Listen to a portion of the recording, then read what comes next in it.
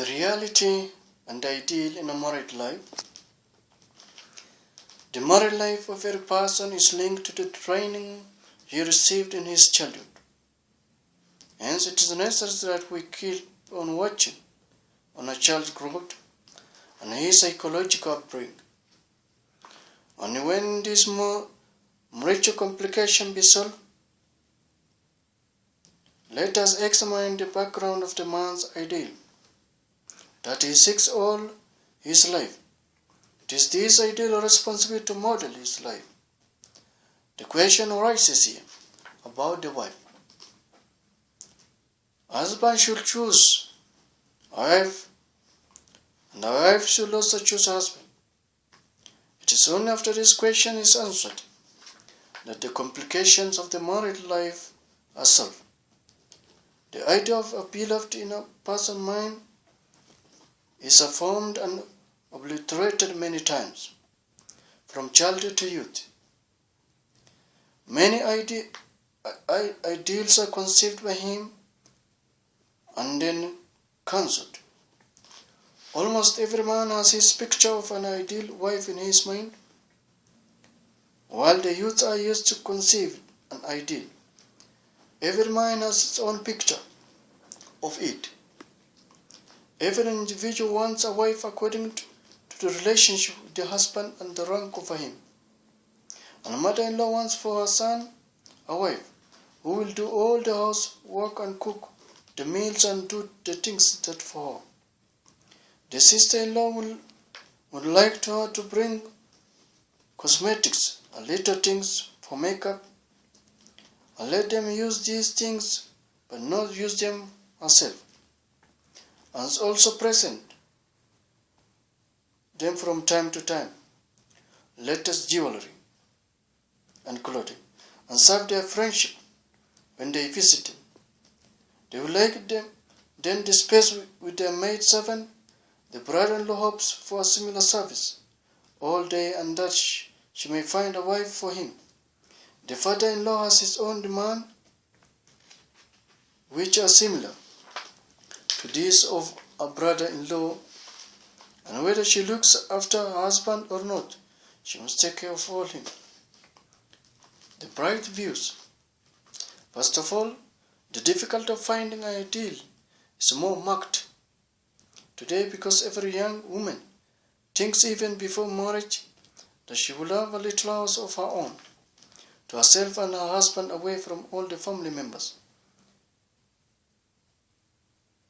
She gives this dream a practical shape when she becomes a wife. She builds a little paradise for her where she has everything but not peace. She cannot have that because every new thing her husband brings home goes to her brother, and she cares more for her own family than for her husband. His earnings go on to her cosmetics, clothing, and excursions. The groom's view. He sees this and his ideal is broken into pieces. Nothing of his dream is materialized. Instead, he discourages his friends from conceiving an ideal. He tells them that they will get someone who will wipe out their earnings and peace.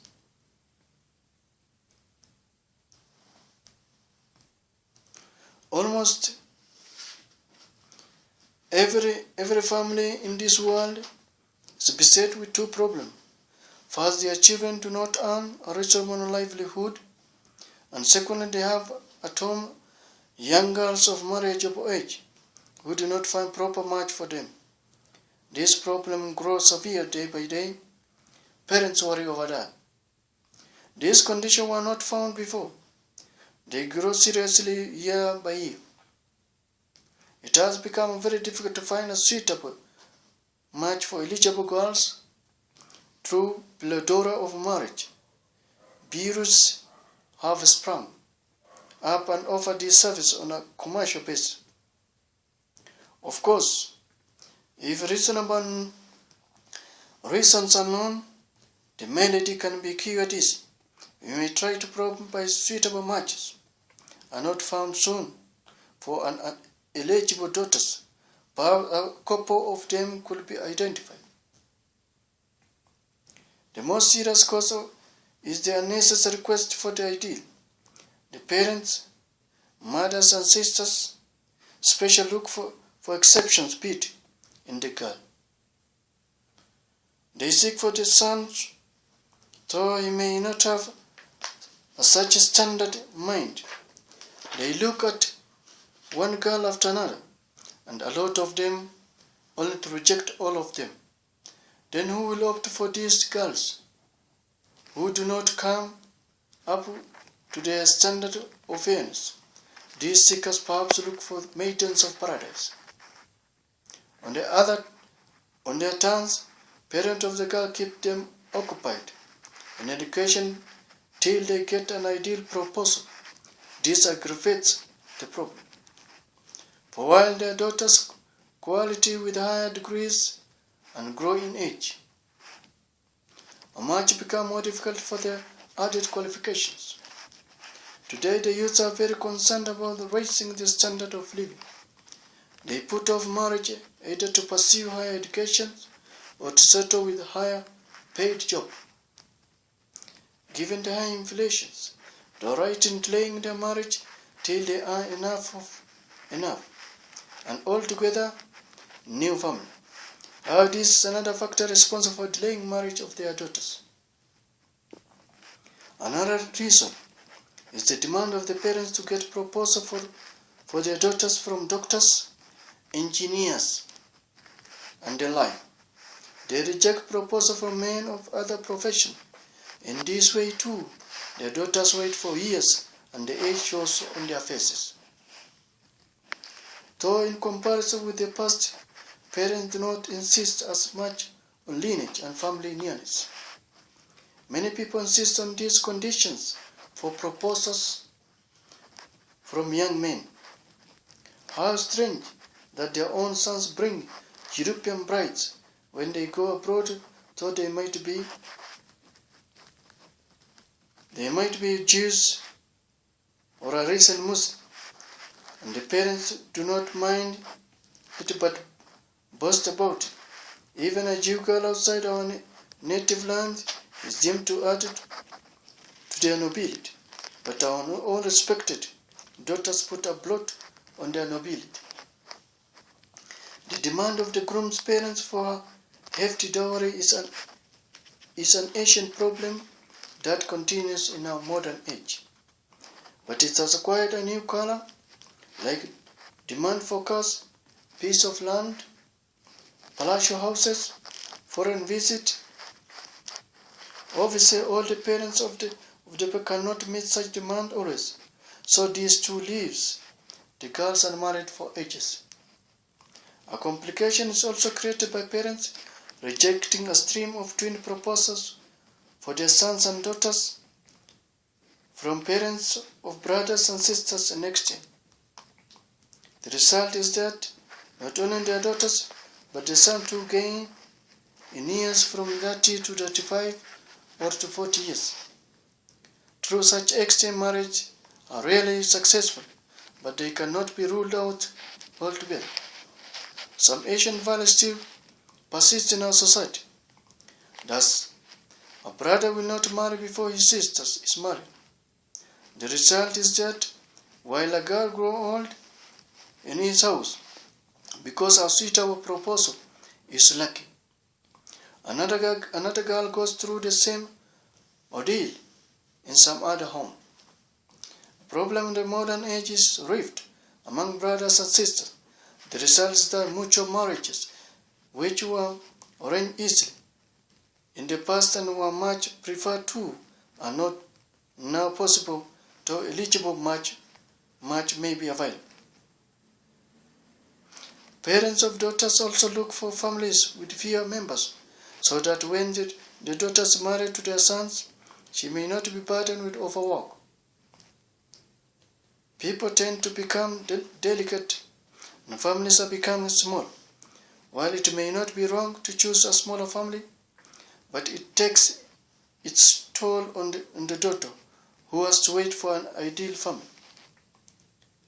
The price boom has broken many a back, and it's near impossible to run a house on one man's earnings.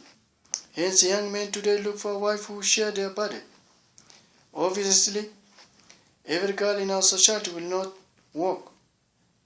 So many decent, innocent girls have to stay unmarried. While our youth are motivated to require higher education, they also tend to waste their time doing nothing but watching televisions. A large number of young men are not inclined to work, but if they are employed, they are very irresponsible and keep changing their jobs to be able to stay home when they are unemployed. They live on the earnings of their parents.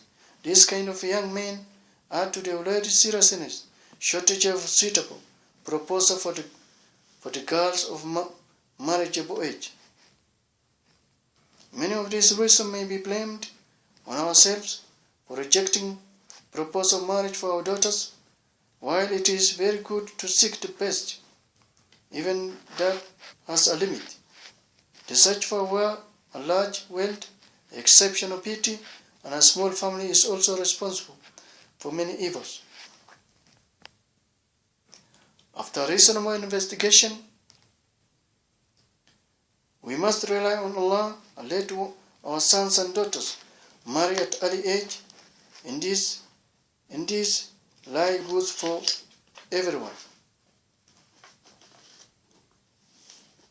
Innumerable men and women in our society are beset with mental worries. Every woman desires to be married, hoping for happy opportunity and permanent nearness to her beloved. She cannot hope for this in her unmarried life. She conceives in her heart the paradise of a desire for which she regards marriage as the best means. She knows that when this exuberant youth will fade off and the cruel old age will take its place, she will have the support of her husband, love and nearness, and she will spend her final moment in this way. Others may or may not give her company. Her husband will give her support in the best man. This is why women of advanced age in our society seeks to become a daughter-in-law of a well-to-do family and to have a husband who is handsome and young. But our men do not like to marry old women. They want young girls of 15 to 20 years of age. This such has robbed the young men and women of their sleep, and many an aged unmarried woman sits in her parents' home. The race of higher education too has caused many problems. Everyone seeks a higher education in life, but in spite of doing that, he fails to realize the seriousness problem of their marriage. The modern woman has a fresh awakening through education, and she is not willing to live like an exemplary wife of the pre-Christ era, but she wants to live as her husband's pattern. She is dictated by the Western civilization and does not like to remain a subordinate to man. She wants work to meet the needs of herself, but this is contrary to the teaching of Islam, which lauds the character of an exemplary wife. Islam allows women to do only that kind of work that will not violate her veil, chastity, and innocence. Islam holds that it's binding on every man and woman to acquire knowledge, but no such knowledge after acquiring which children regard their elders as stupid. It is proper to impart religious education to a woman, particularly the rest is unnecessary. This is why women who have acquired more knowledge do not find a reasonable match. For example, if a woman is qualified as a degree holder and is employed somewhere, then she will not be considered by parents of a boy for fear that she might be of an advanced age. They'll prefer a girl who is studying, though their son may have finished studying 10 years ago. In contrast, if a boy has acquired higher education and is employed in lucrative job, and obviously is of advanced age, when the question of marriage arises, he seeks a girl of young age. Even though she has little education, so injustice is done to the education and employed women. As it were, society marked out such women, and so like and dislike are behind the delay in a marriage. One reason for delaying is that some families hope to buy a son-in-law who will live with them. Clearly, this takes time. Young women grow old. Those who are acquiring education do not like to marry before finishing their studies. Often they fail to get their ideal at their age, and they spend more years in their search. Parents are to be blamed most for their delay in marriage. Sometimes they do not or fail to decide promptly, and in the end they have to repent. The greatest cause of delay in marriage is the curse of dowry. Almost all who wish to marry waste their life in greed for the dowry. Young men anticipate proposal from rich families who will get them their worldly wishes. Poor middle-class families manage to bear subsistence. So how can they leave a dowry as big as they demand? In this way, the young men and women lose many years of their lives, but that is the ideal of the selfish people. While it is not wrong to search for a husband of one choice, one must not waste one's time waiting for him. There are many women in our society who have spent their best years of their lives waiting for the prince of their dreams. But later on, they regretted not having married a reasonable man and began their own lives. Some young women imagine that they are very beautiful, so they will not marry any but a handsome and a smart man. Some parents are suspicious and spare proposals too for their daughters. Some prefer family traditional, tribal interest, and nobility, but they do not ask themselves whether the daughters will be happy or not. They should pay attention to the character of the young men. We only have to pray to get anything. The women are behind the serious complications about eligible girls. The boy's mother hopes to find for her son a bride with a beautiful face, though she herself may be of an ordinary complexion, and her son too may be of an average kind. On listening to this, to his mother, the son begins to think too highly of himself and lives in a foolish paradise. It soon happened that all the family members make rounds looking at prospective brides. When they are at house, the girls come to serve them, her hands are trembling, and the visitor particularly, the aspirants staring at her. She finds it very difficult to go through. Finally, they go, the host, wondering whether they have decided a positive or merely digested the tea and biscuits. When alone, they pass rude remarks about the girl, but the truth is that a reasonably educated and understanding girl is found in every locality. Every house and every city, only if the right eyes look around and the heart knows to appreciate. Oh young men, why do you assume unnatural heirs? No one measures to your standard.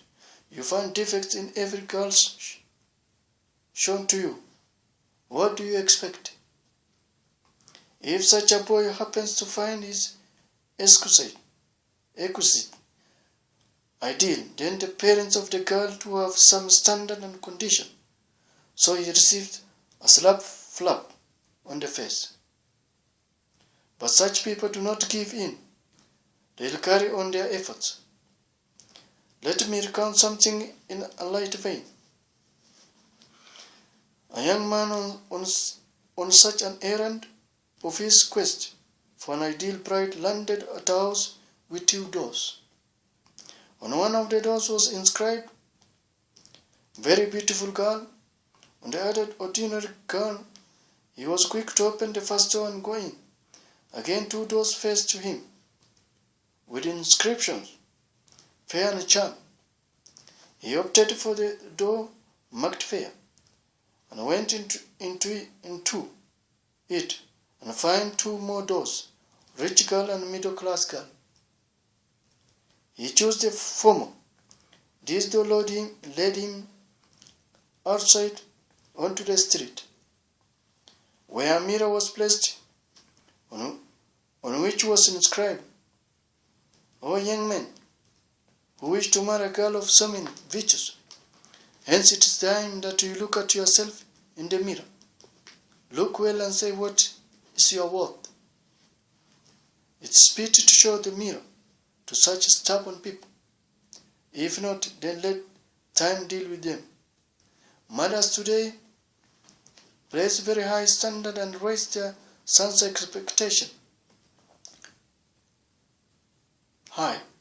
But when they do get a girl of their choice, and she becomes to their house as a bride, the tables are turned on her and they find faults with her. She is no longer fairly but an ugly witch. There are many women who ask an eligible girl to find for our charming son a beautiful bride. Is she not the one whom they cherish? Moreover, how astonishing that boys are seen in large numbers at every public places, colleges, markets, offices, banks, even rallies, at the stadium, at the railway platforms, and on New Year's Eve at seashores. The opposite sex abounds there. Why then do parents of girls do not find eligible grooms? Where do all of them come from and go away? The families of the girls also do not lag behind. They too fake high living and high standard. They have an idea not only about the groom himself, but about his independence from his family.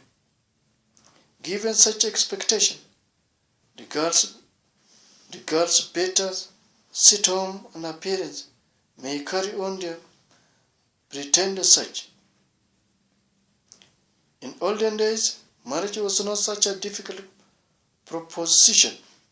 Generally, marriage was contracted within the family, relatives, and acquaintances. They were simple, straightforward people. The girl was good at household chores and a regular at Salah and fasting. She observed the veil. The boy too was a gentleman who earned a little, but the ideal of today has turned everyone into mud.